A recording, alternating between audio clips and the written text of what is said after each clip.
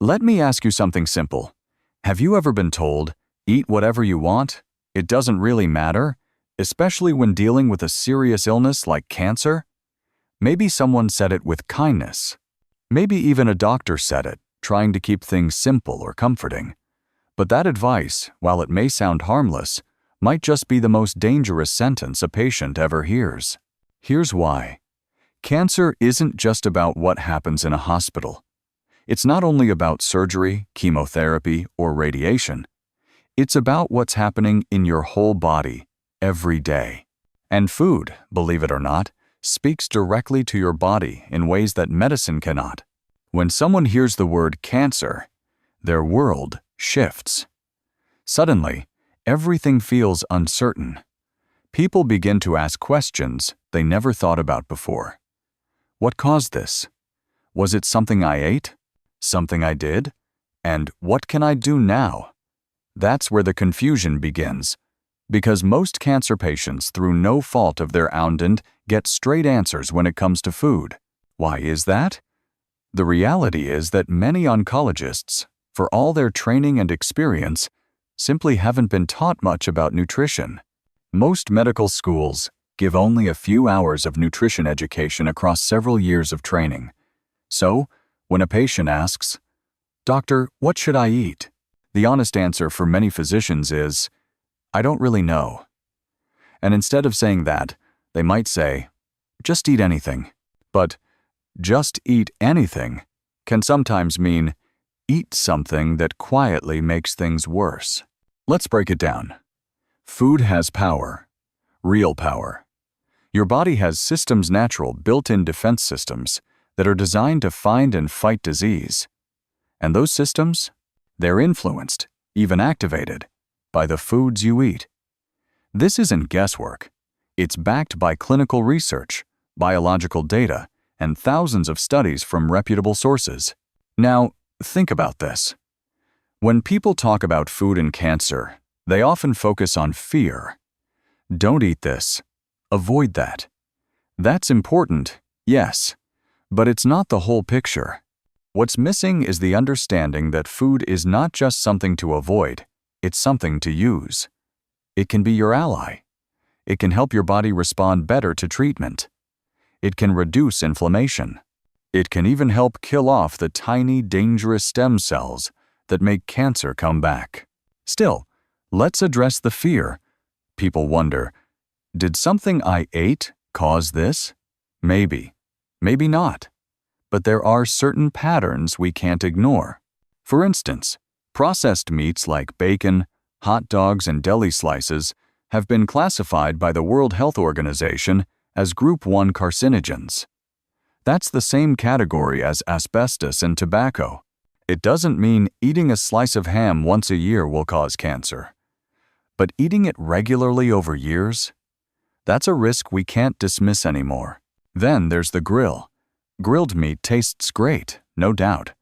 But when you cook meat over high flames, fats drip down, creating smoke filled with toxic chemicals. That smoke coats the food with substances like polycyclic aromatic hydrocarbons and heterocyclic amines. Big words, but the meaning is simple. They're carcinogens. They're poison for your cells. And they're in your weekend barbecue if you're not careful. What makes this worse is that many people never hear about this. They keep eating the same way, thinking it doesn't matter. They think cancer is just bad luck. But what if food could tip the odds in your favor? What if it could help your treatment work better? Wouldn't you want to know how? That's the point of all this.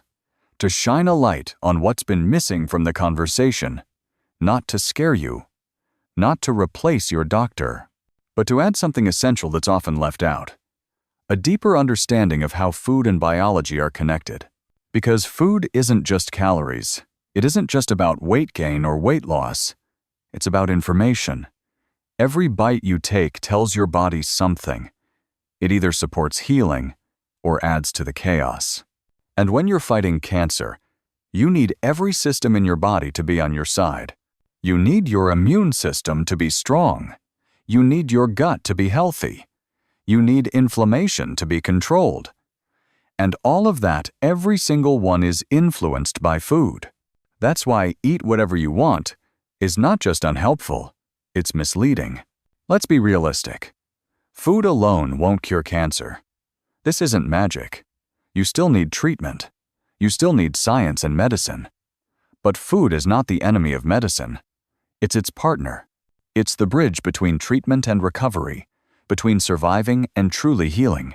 And perhaps more than anything, food is one area where you have control. When everything feels uncertain, appointments, scans, lab results, your meals are still your own. You can choose what you eat. You can choose to give your body the tools it needs to fight. So if you're living with cancer, or you love someone who is, don't settle for silence. Don't settle for eat anything. Ask better questions. Demand better answers. And start building a new kind of planone that includes your doctor, your treatment, and your food. Because cancer is complex, but your body is not defenseless. Not if you give it the right support. Not if you treat food not just as fuel, but as medicine. Real medicine. The kind that goes in 3 times a day, every day, and helps your body do what it was always meant to do: heal. If you've ever sat across from a doctor after receiving a diagnosis, you know how fragile that moment feels. You're vulnerable. You're desperate for guidance. And often, the words you hear can either anchor you or leave you drifting. One of the most repeated phrases cancer patients hear in that moment is, "It doesn't matter what you eat, just eat something." Now imagine being told that food is irrelevant while your body is fighting for its life. This is not a criticism of individual doctors.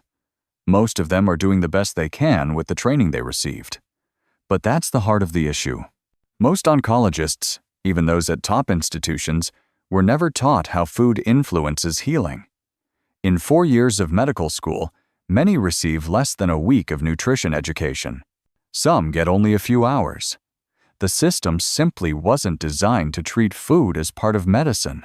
And because of that, most doctors don't talk about it, not because they don't care, but because they don't know. And so, patients walk out of clinics with prescription sheets in one hand and confusion in the other. They head home, unsure of what to eat, unsure of what to avoid, unsure if food even makes a difference. Meanwhile, their bodies are going through intense treatment, chemotherapy, radiation, surgery, of which rely heavily on the body's ability to heal, to recover, and to fight. And yet the fuel for that healing food is treated like an afterthought. Imagine building a house but ignoring the foundation. That's what happens when we talk about cancer treatment without talking about nutrition. We rely on drugs and procedures which are absolutely necessary, but we overlook the basic materials the body uses to rebuild itself. It's not that medicine is wrong. It's that medicine, as it's practiced today, is incomplete. Now let's consider the mindset that comes with the phrase, "Eat whatever you want." For many patients, that sounds like freedom. Finally, no rules. Finally, comfort food. And who could blame them? After all, cancer is exhausting, and food often becomes one of the few remaining pleasures. But here's the catch. Comfort food doesn't always mean healing food. And without the right guidance, patients may end up feeding the disease they're trying to fight. This isn't theoretical. It's backed by research. Studies show that certain foods can slow down cancer, support the immune system, and even improve outcomes during treatment. Others, particularly processed foods high in sugar and inflammatory fats, can do the opposite. But most patients are never told this. Instead, they're left with myths, mixed messages, or silence. The problem is systemic. Hospitals often don't have dietitians on staff who specialize in oncology. Medical records don't track dietary habits the way they track lab values. Insurance doesn't cover personalized nutrition plans for cancer patients. And so, nutrition is pushed to the margins, treated as optional instead of essential.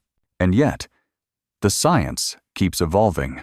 We now understand that the body has several natural defense systems that play a key role in fighting cancer angiogenesis, stem cell regeneration, DNA repair, immunity, and gut health. Every one of these systems is influenced by what you eat. Foods can turn them on or off. They can strengthen your defenses or leave you exposed. And still, many oncologists don't talk about them. That's not because they're ignoring the science. It's because their training didn't include it. It's because medical culture is still catching up to what research has already confirmed. But that leaves a painful gap between what's possible and what's practiced. Patients are caught in the middle, hearing from doctors that food doesn't matter while science says it does. This disconnect has real consequences. A patient who doesn't understand the role of food may continue eating in a way that weakens their gut, dulls their immune system, or increases inflammation. They might skip foods that help repair DNA or stop tumor growth. They might miss the chance to support their body in the fight of its life, not because they didn't care, but because no one told them. And the worst part? Many of these changes are simple. They don't require exotic diets or expensive supplements. They involve everyday foods: berries, green tea, leafy vegetables, nuts, yogurt, that are widely available and deeply powerful. But without education, these foods remain hidden in plain sight. The good news is that change is coming. A new generation of doctors is beginning to ask better questions. Younger oncologists, many of whom grew up valuing wellness and nutrition, are more open to integrating food into their practice. Some medical schools are revamping their curriculum. Some hospitals are hiring nutrition specialists. But change is slow, and until it becomes the norm, patients will need to take the lead. That means asking questions. That means seeking out knowledge. That means viewing food not just as comfort, but as as a form of active participation in the healing process. It also means challenging the outdated idea that medicine is only about drugs and surgery. Medicine is about the whole person, and food is part of that whole. If you or someone you love is living with cancer, don't wait for the system to catch up. Start now. Look into the foods that strengthen your body's defenses. Pay attention to how you feel after meals. Talk to a dietitian who understands cancer. And most of all, know this: you have more power than you've been told. When a doctor says, "Eat whatever you want," it may be because they haven't been given better tools. But now you know better. You can choose to nourish your body in ways that align with healing, not just habit. You can be the missing link in your own treatment plan, the part that turns medicine into care, and care into healing. What if I told you that inside your body, right now, there are 5 powerful systems working every day to protect you from disease, including cancer? These systems aren't theoretical. They're real, biological processes that science has confirmed. They are built in, always active, and deeply influenced by what you eat.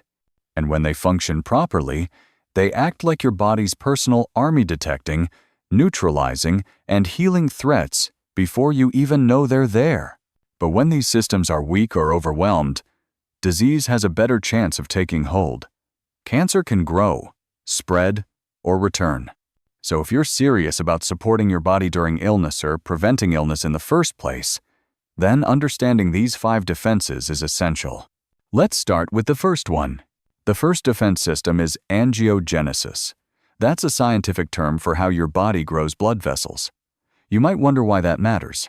Think of blood vessels as highways that deliver nutrients and oxygen to every part of your body. When a wound needs to heal, new blood vessels grow to bring the supplies. That's good angiogenesis. But cancer is sneaky. Tumors hijack this process and grow their own blood supply to feed themselves. That's bad angiogenesis.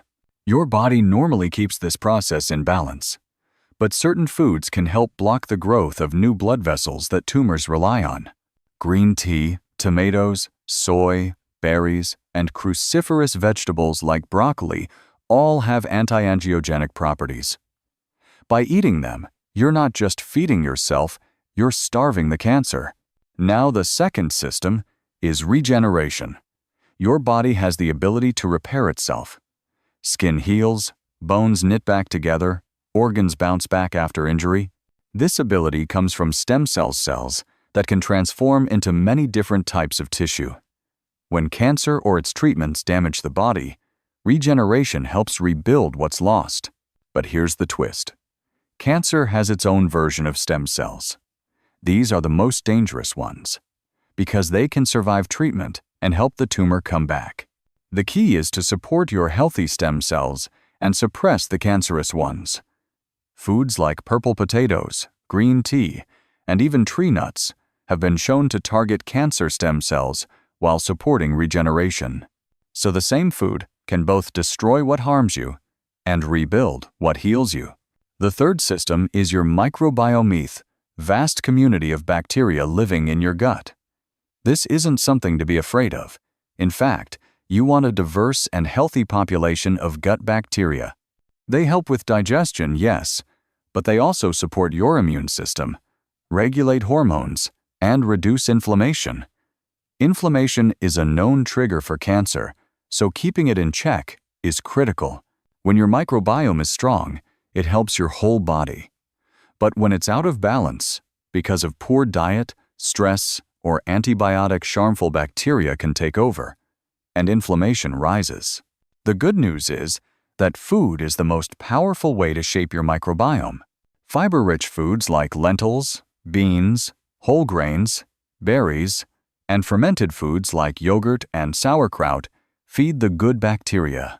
And those bacteria produce compounds that reduce inflammation and support your immune response. Speaking of your immune system, that's the fourth defense.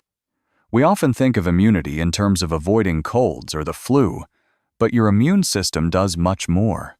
It patrols the body, looking for cells that have gone rogue, including cancer cells. When it's strong, it can detect and destroy those threats before they grow into tumors. But cancer, again, is tricky.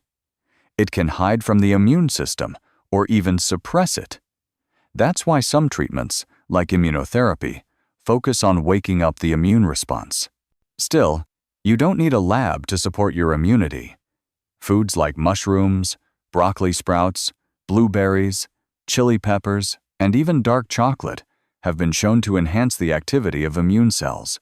So what you eat can make your immune system more alert, more responsive, and more effective. Finally, the fifth system is DNA protection and repair. Your DNA is the instruction manual for your entire body. Every time a cell divides, it copies that manual. But sometimes mistakes happen. Most of the time, your body catches and fixes those mistakes. But if the repair system is weak, or if the damage is too frequent, those mistakes can lead to mutations, and some mutations lead to cancer. Your DNA repair system is like an editor, constantly checking for typos in your genetic code. But just like the other systems, it needs support. Antioxidant-rich foods like pomegranates, turmeric, leafy greens, and omega-3 fats from fish can help protect your DNA from damage. They also help your cells fix themselves when damage does occur. These 5 systems: angiogenesis, regeneration, microbiome, immunity, and DNA repair don't work in isolation. They interact. A healthy gut boosts immunity. Anti-inflammatory foods support DNA repair. Immune cells depend on blood vessels to reach problem areas. Everything is connected, and food is the common thread that ties it all together. When you understand this, eating becomes more than just a habit. It becomes a strategy, a way to actively participate in your own care. You're not just being healthy. You're tuning up your internal defenses, giving your body the tools it needs to protect itself. This is not about being perfect. No one eats the right thing every day. But it is about being aware about, realizing that every meal is a chance to support your body or weaken it. Once you see food this way, you'll never look at your plate the same again. Let's take a moment to talk about something that may not come up in most conversations about cancer: your gut. Not the stomach you see in the mirror, or the one that rumbles when you're hungry. I'm talking about the invisible world inside your intestines, home to trillions of bacteria, fungi, and other microorganisms. Collectively, They're called the gut microbiome. And what's astonishing is how deeply this hidden ecosystem affects your health. Your gut is not just where digestion happens. It's where your immune system gets trained. It's where inflammation is regulated. It's where hormones are produced. And most people don't realize this, but your gut can influence how well your body responds to cancer treatment. That's right. We now have scientific proof that the composition of your gut bacteria may determine whether certain cancer therapies succeed or fail. This isn't speculation. It's been shown in real-world clinical trials. For example, one groundbreaking study looked at patients undergoing immunotherapy treatment that uses your body's own immune system to attack cancer. The researchers found something shocking. Patients who didn't respond well to the treatment were missing a specific type of bacteria in their gut. That bacteria, called Akkermansia mucinifila, plays a key role in maintaining the gut lining and reducing inflammation. Now, here's the powerful part. That bacteria doesn't come from a pill. It doesn't come from a drug. It comes from food. Foods like cranberries, pomegranates, mangoes, and even fermented products help grow Akkermansia. So imagine that your gut microbiome, influenced by what you eat, might determine whether the most advanced cancer treatments work for you. But it doesn't stop with one bacteria. A diverse gut microbiome overall is linked with better health, stronger immune function, and even lower risk of relapse. And diversity comes from variegating different plants, fibers, and fermented foods. Think lentils, beans, nuts, berries, whole grains, yogurt, kimchi, sauerkraut. Every one of these feeds different bacteria, and together, they build a strong gut community. Let me tell you about another study. It involved more than 800 patients with advanced colon cancer. They were all receiving standard treatment, but one group did something different. They added 2 servings of tree nuts to their weekly diet. Just 2 handfuls. That's it. The results? Those who ate the nuts had a 57% higher chance of survival. Why? Because nuts contain healthy fats and fiber that nourish the gut microbiome, reduce inflammation, and strengthen the immune system. They didn't change the medicine. They changed the food, and the results followed. These findings are important because they challenge an old assumption that food is separate from medicine. In reality, food is part of medicine. It supports the body's ability to heal. It supports the treatments being given. And in some cases, it may be the missing link in a patient's recovery. That's why ignoring the gut is such a missed opportunity. When doctors fail to talk about microbiome health, they leave a powerful tool on the table. But the good news is that patients don't have to wait. You can take action today. Start with fiber. Most people don't get enough, and your gut bacteria rely on it to survive. Foods like chickpeas, lentils, avocados, and raspberries are loaded with it. Next, add diversity. Try to eat 30 different plant foods each week. That includes fruits, vegetables, nuts, seeds, herbs, and spices. It sounds like a lot, but when you vary your meals, it adds up quickly. Then there are fermented foods like kefir, miso, tempeh, and yogurt that bring in beneficial bacteria directly. They help balance the gut and crowd out harmful microbes. And don't forget, polyphenols, plant compounds found in foods like green tea, dark chocolate, and berries. These act like fertilizers, helping good bacteria flourish. Now, what if you want to know exactly what's going on inside your gut? You can get it tested. Gut microbiome tests are now available through mail-in kits.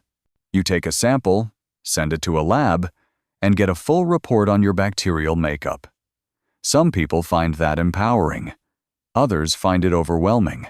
If it feels like too much, ask a loved one for help. Bring the results to your doctor. The more you know, the more you can tailor your food choices to support healing. And here's one last point. The gut isn't just about cancer. It's linked to mental health, metabolism, sleep, and even mood. A healthy gut means a more resilient body and mind, So when you feed your gut, you're not just helping one part of you, you're supporting the whole system. In a world filled with complexity and conflicting advice, the gut microbiome offers something refreshingly simple. Feed it right, and it will work for you. Ignore it, and you may lose one of the most important allies in your fight against illness. That's why food matters. That's why your gut matters. And that's why it's time we all start paying attention to what's going on inside, not just at the cellular level, but at the microbial level too. One of the most remarkable things about cancer is how it manages to feed itself. Imagine a tumor like a greedy little parasite. It starts small, often invisible, but once it finds a way to build its own supply lines, its own blood vessels, it can begin to grow at alarming speed. Scientists have known this for decades. The process is called angiogenesis, and understanding it may change how you see every bite of food you take. Angiogenesis is a natural function in the body. It helps wounds heal. It builds blood vessels during growth or recovery. But cancer takes advantage of this process. A tumor can send out chemical signals that tell the body to grow new blood vessels directly into the tumor itself. Those vessels bring oxygen and nutrients. They create a lifeline. Without them, most tumors can't grow beyond the size of a pinhead. That's why the concept of starving cancer is more than just a phrase. It's a scientific strategy. And the exciting part is that some foods, common, everyday foods, contain compounds that can block angiogenesis. In other words, they can interfere with the blood supply that tumors need to grow. Let's start with soy. Soy contains natural substances called isoflavones, particularly one called genistein. This compound has been shown to inhibit the growth of new blood vessels in tumors. What's powerful here is that soy doesn't shut down angiogenesis entirely, it balances it. That means it can help starve cancer cells while still allowing healing in healthy tissue. Next, consider tomatoes. Rich in lycopene, especially when cooked, tomatoes are potent anti-angiogenic foods.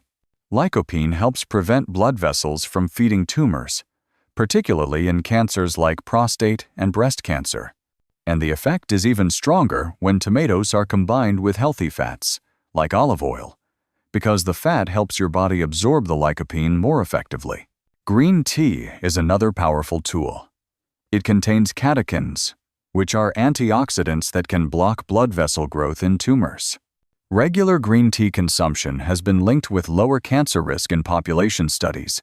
And what's more, the same catechins support immune health and protect DNA. It's like a triple action in a single cup. Berries, especially strawberries, raspberries, blueberries, and blackberries, are packed with compounds called ellagic acid and anthocyanins. These substances have been shown to reduce angiogenesis in cancer models. They're also anti-inflammatory and high in fiber, making them excellent for gut health. It's no wonder that these little fruits are considered some of the most powerful cancer-fighting foods available. Then there's turmeric. The active compound in turmeric, curcumin, has strong anti-inflammatory and anti-angiogenic effects. It can inhibit the formation of new blood vessels in tumors and slow cancer growth. Pair it with black pepper, which contains piperine, and you increase its absorption dramatically. This combination has been used in traditional medicine for centuries, and now science is catching up. Let's not forget leafy greens like kale, spinach, and arugula.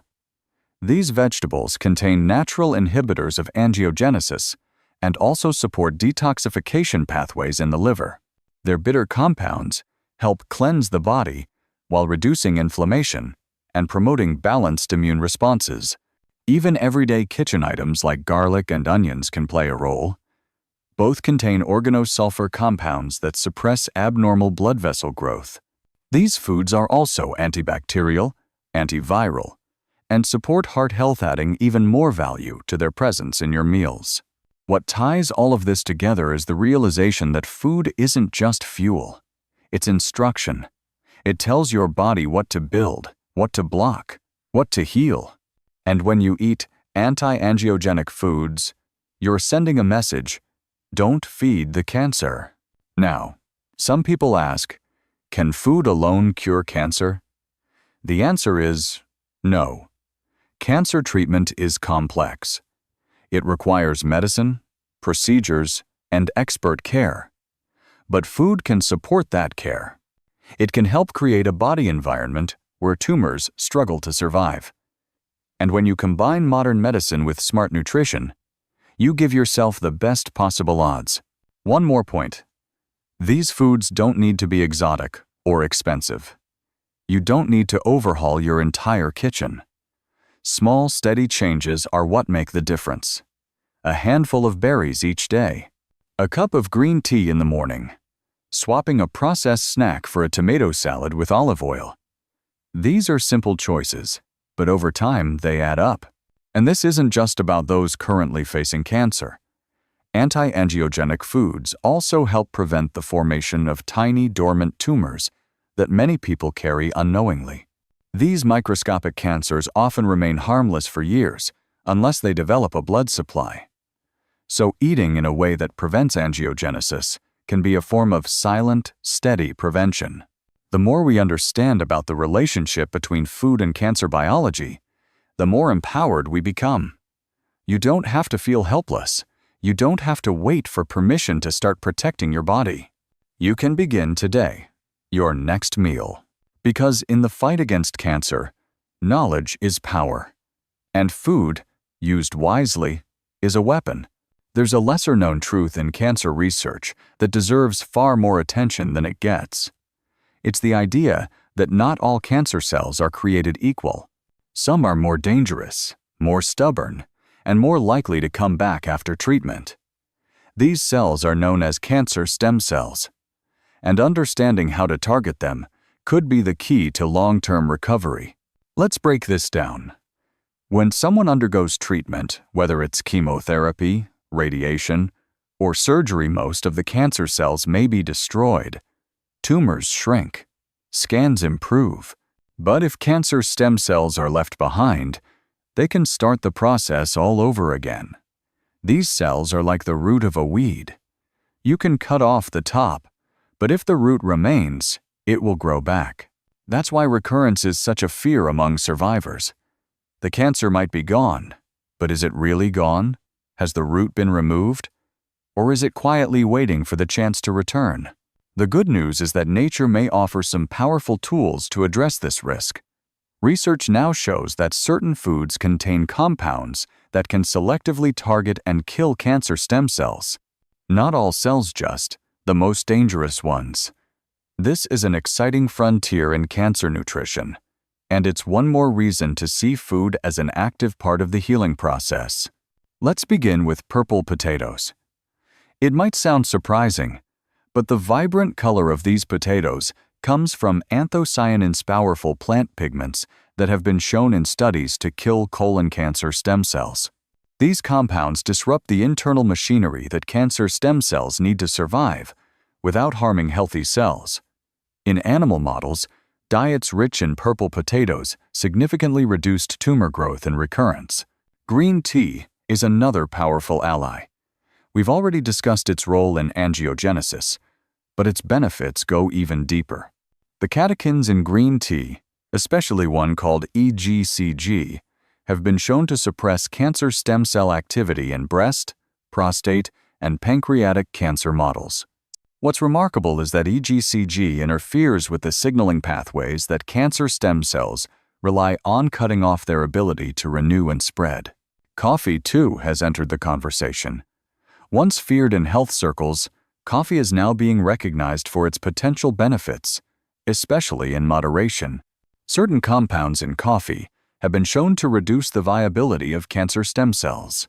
These include chlorogenic acid and caffeic acid antioxidants that may play a role in preventing the reemergence of tumors after treatment.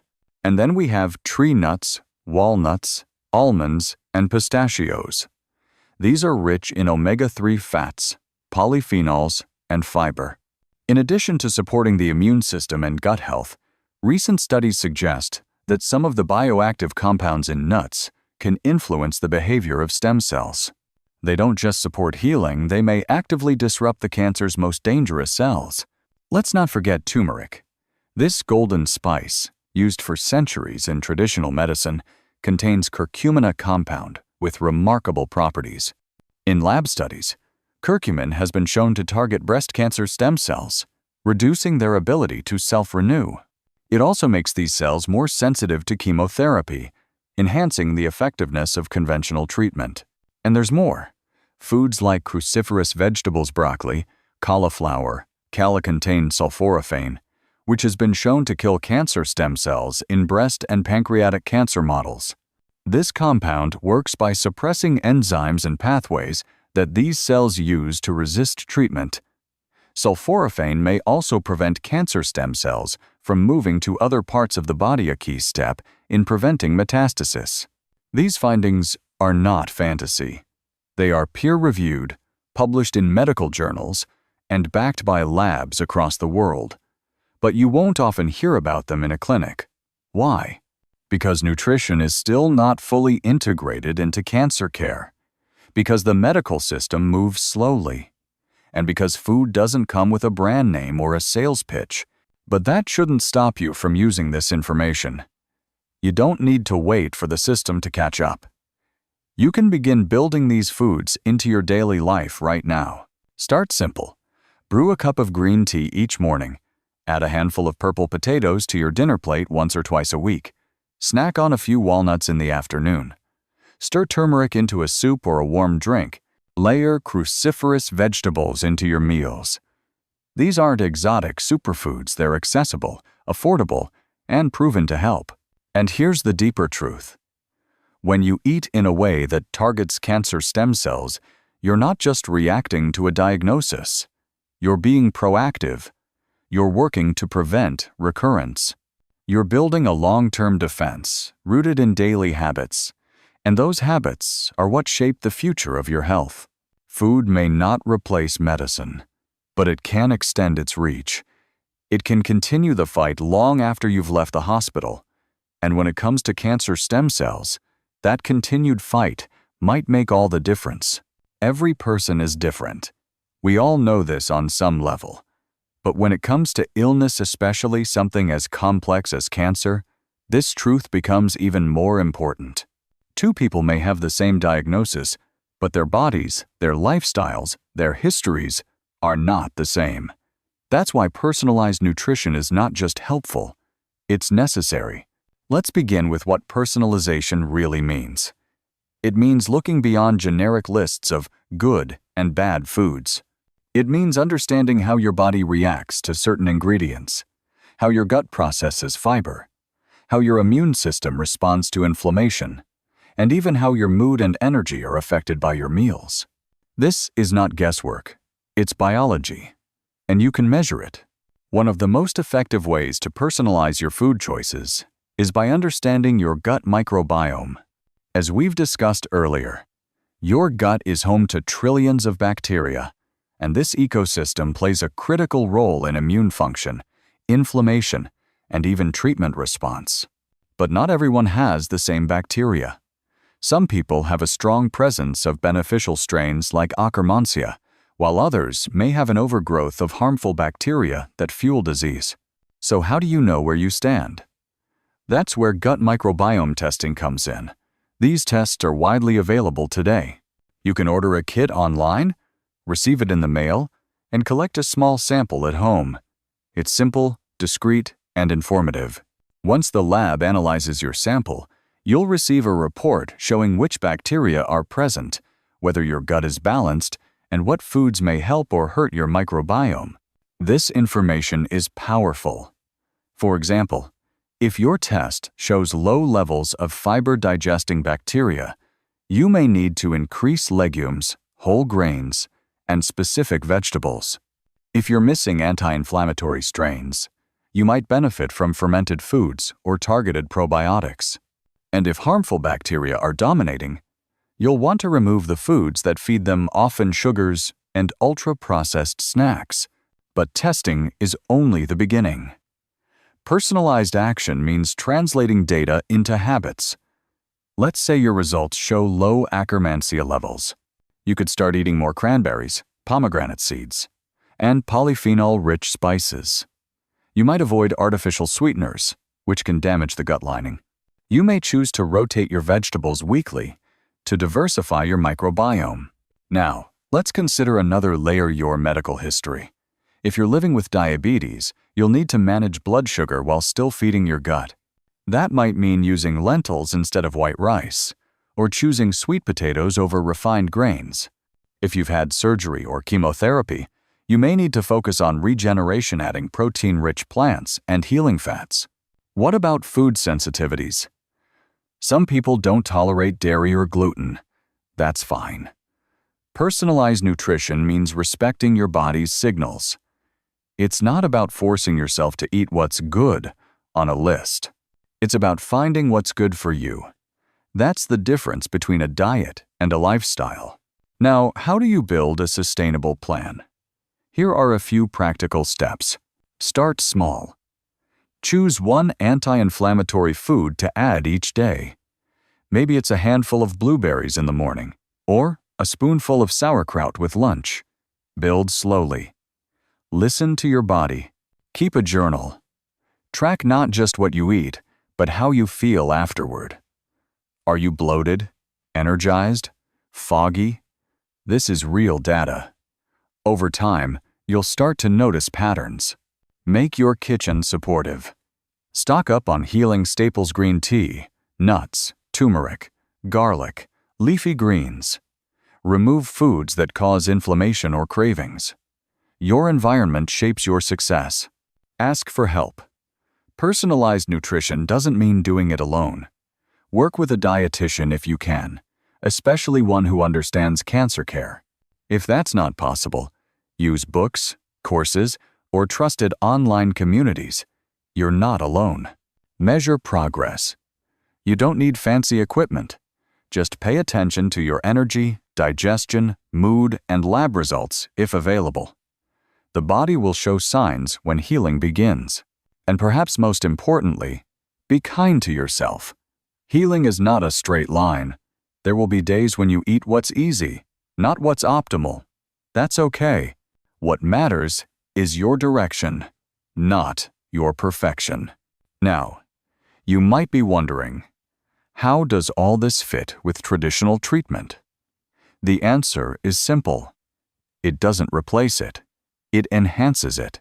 Personalized nutrition is about making your body stronger so it can handle treatment better, recover faster, and resist recurrence.